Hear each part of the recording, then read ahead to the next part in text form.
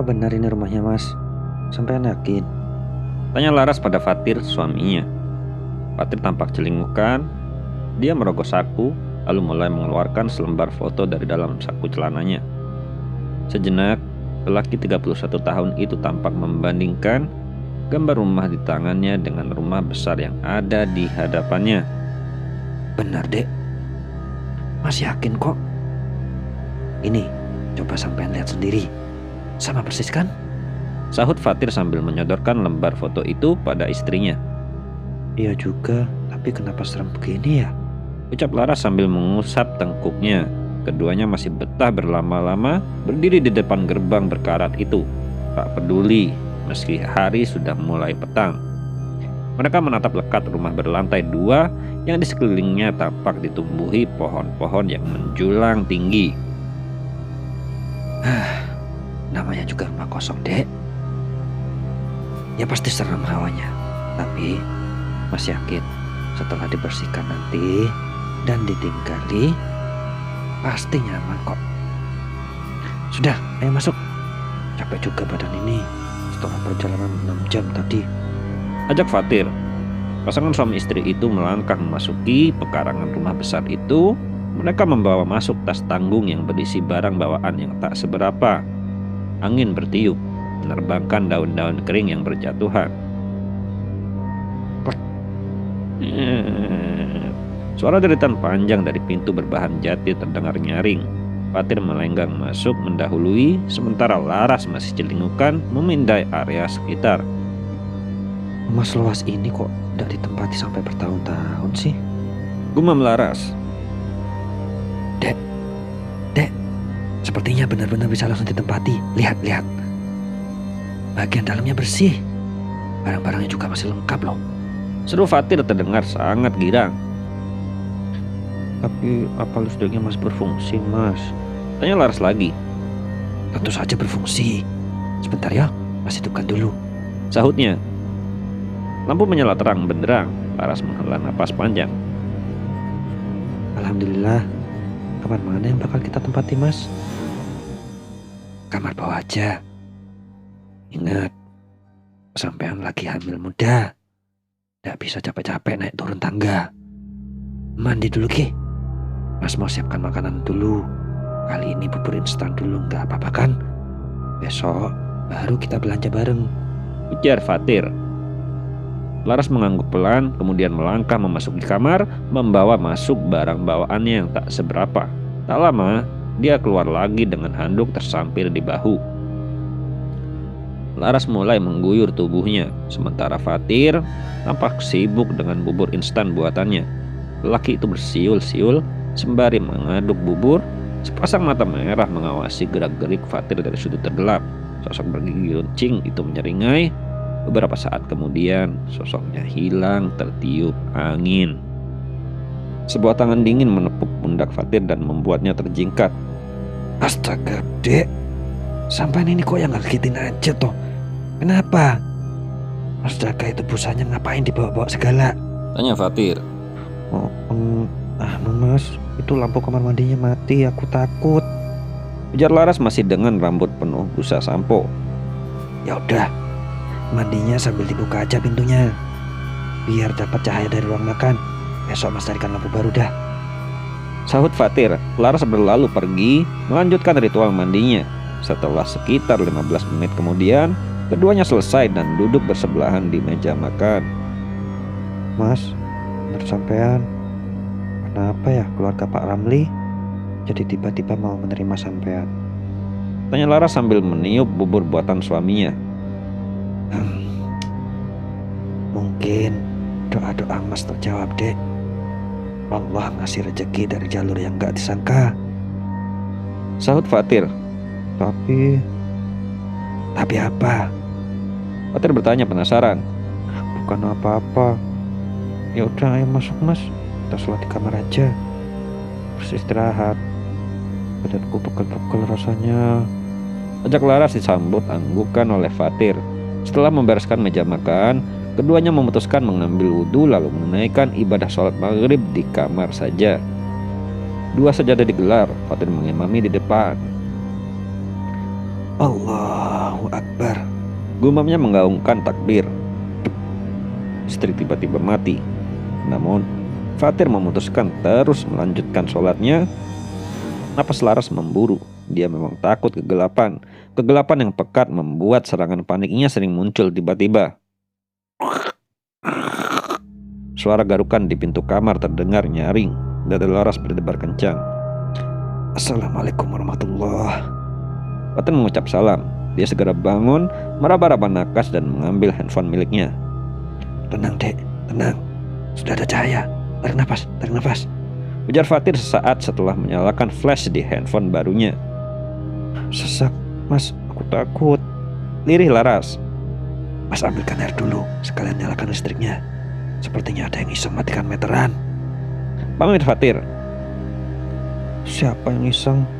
Tanya Laras gemetar. Matanya melirik ke sana dan kemari dengan gelisah. Orang iseng. Sudah, jangan pikirin macem-macem. Tunggu saja di sini. Pegang HP-nya. Ujar Fatir sesaat sebelum berlalu pergi. Laras memegang erat handphone di tangannya. Jantungnya berdegup kencang. Pandangan matanya enggan beralih dari arah pintu kamar yang terbuka lebar. Gelap. Hanya kegelapan yang nampak nyata. Sekelebat bayangan tampak melesat melewati pintu. Laras menggigit bibirnya, merasa semakin gusar. Mas, Panggil Laras dengan suara bergetar. Bayangan itu berkelebat lagi, namun kali ini bukan lagi di luar pintu, melainkan di dalam kamar. Tengkuk Laras meremang, ada hawa dingin yang muncul tiba-tiba entah dari mana. Laras menelan saliva kasar. Beberapa saat kemudian, dia berbalik dengan cepat, mengarahkan senter ke belakangnya. Kosong. Namun, jantung Laras masih bertalu-talu. Dia kembali berbalik menghadap depan, dan tiba-tiba, aku di sini. Bisik sosok wanita bermata bulat dan putih sempurna. Dengan mulut yang mengalirkan darah merah kehitaman, gaun putihnya berubah menjadi merah pekat, tepat di bagian dadanya. Aroma anyir bercampur busuk menusuk penciuman. Bagaimana tidak, jarak dua makhluk beda alam itu kini hanyalah sejengkal. Setelah beberapa detik saling pandang, Laras memutuskan menutup rapat matanya. Laras berteriak nyaring. Lampu menyala, namun Laras masih enggan membuka mata hingga saat Fatir kembali ke dalam dan memeluk istrinya yang menggigil. Dek, ada apa?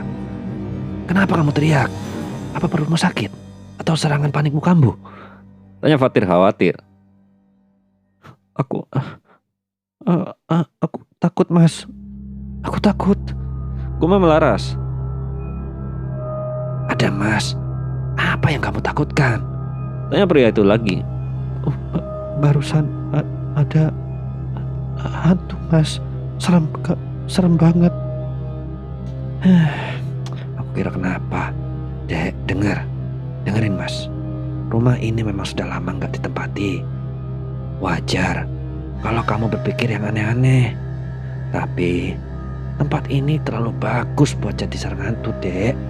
Bukannya mereka lebih senang di kuburan atau di tempat yang kotor, lembab dan sepi. Rumah ini bahkan nggak masuk kategori rumah idaman bagi para demit.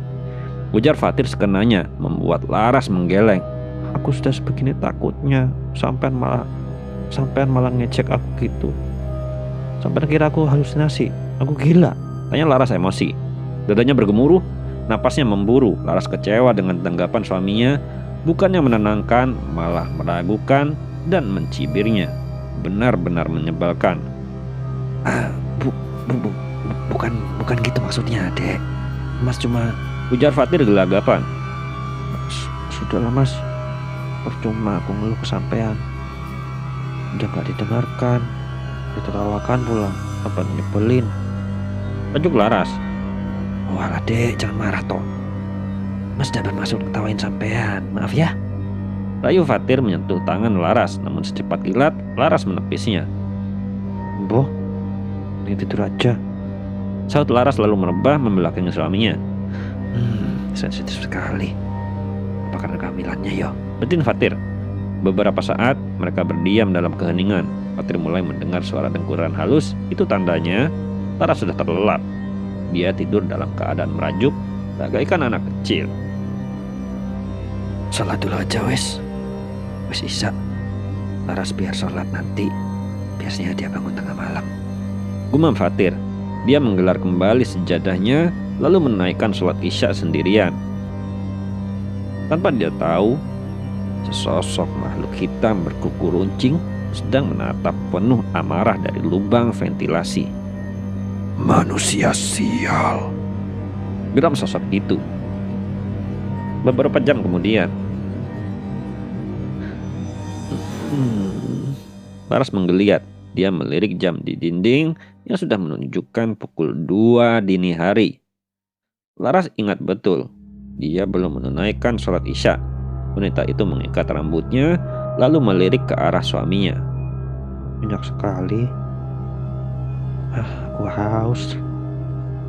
Mau minta antar kok, ya tak tega bangunin Mas Fatir. Batin Laras.